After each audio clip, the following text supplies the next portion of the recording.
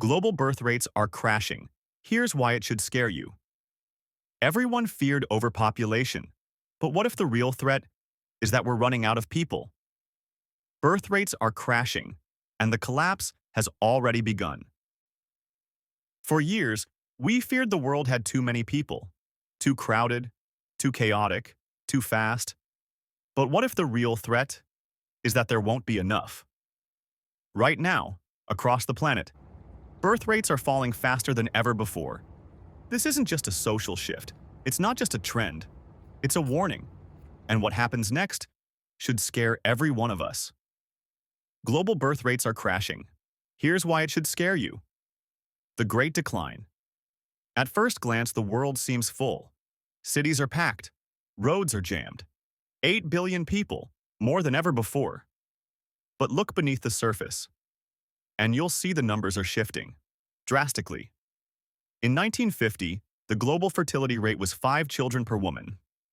Today, it's just 2.3 and falling fast. Over 100 countries, more than half the world, are now below replacement level.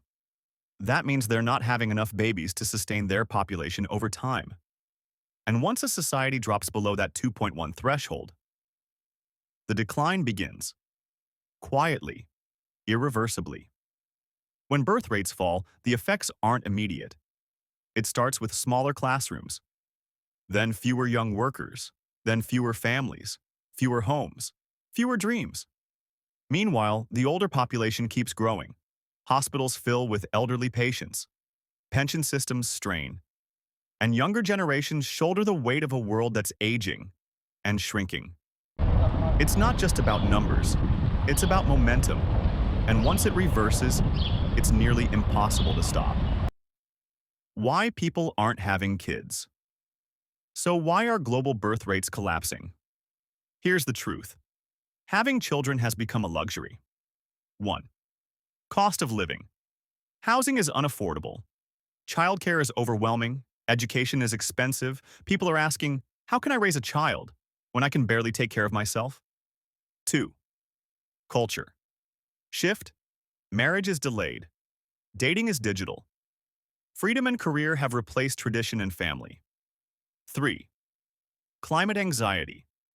More and more people say they don't want to bring children into a world threatened by war, fire, or collapse. And behind it all is a silent fear that the future just isn't worth building anymore. Where it's hitting hardest.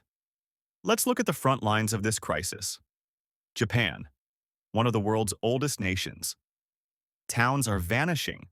There are more adult diapers sold than baby ones. South Korea, the world's lowest fertility rate, just 0.7. That means each generation is shrinking by 60%. Italy. Ghost villages now dot the countryside. Entire towns are for sale, if anyone will move in. China.